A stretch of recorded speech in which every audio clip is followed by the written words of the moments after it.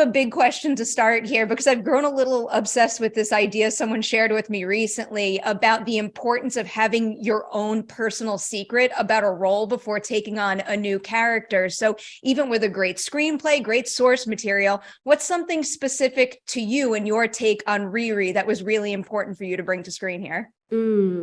I love that question, and I've also heard that viewpoint about how folks enter into their roles, and I think for me, I don't know if it's a bit of a secret, but I think talking about it this go around has definitely been the first time I've really shared it. Is that it was important for me that Riri Williams, who we all know is a super genius and who we all know does this incredible build by making her Ironheart suit, it was important for me that she was outside of what folks might expect when they think about what a genius looks like or what someone who goes to MIT sounds like, or just how they carry themselves in that space. And so I wanted to see, which thankfully was a choice and a hope supported by the words that Ryan Coogler and Joe Robert Cole had down on paper, and also, of course, the character that Eve Ewing had established.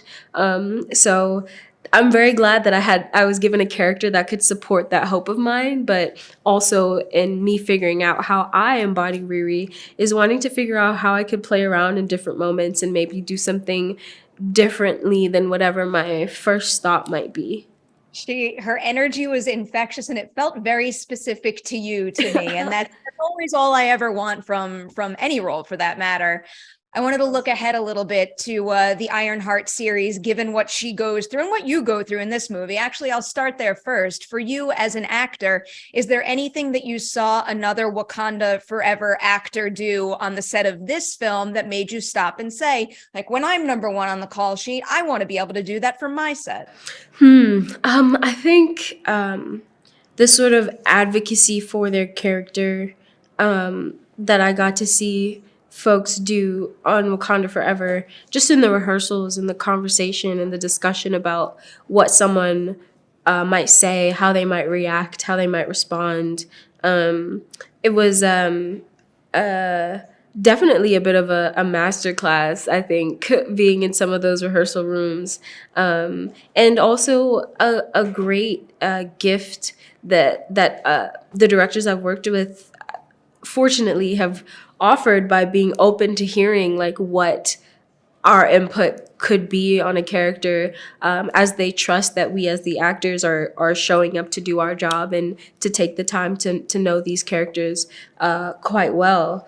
So definitely when I got over to Ironheart, it was reinforced in me that I am Riri's number one advocate, and to make sure that no matter what the circumstance, no matter what change in the day, script, and anything going on, that that Riri had a representative at all times.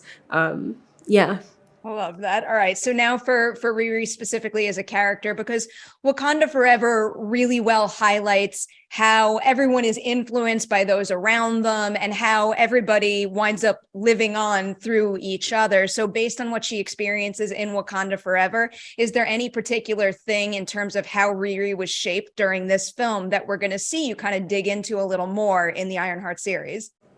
I think that one of the beautiful things about Riri is that when we meet her, both in the comics and on screen, we're meeting someone in the middle of their day-to-day. We're sort of getting to peek in at someone's life in the middle of it. We haven't really gotten the origin story that we might expect when we hear that a new hero is being introduced, but rather it feels more like a day in the life of this 19-year-old college student who also happened to do something crazy in her spare time, and now she kind of has to deal with it.